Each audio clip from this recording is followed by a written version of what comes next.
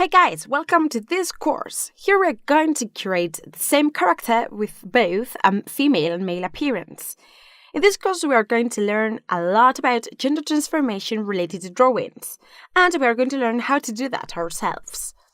To start with, we'll be exploring the basic anatomy features of women and men. This way, we'll be able to apply these features and proportions to a character both as a man and as a woman. Also, we are going to learn how to differentiate female and male features. As always, we'll be talking about basic and general characteristics, and this will be of great help when drawing.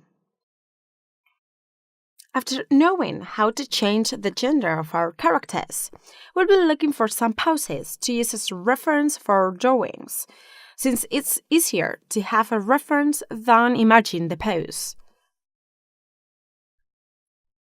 Similarly, we'll be looking for an outfit that we like for our character and that works fine for both genders.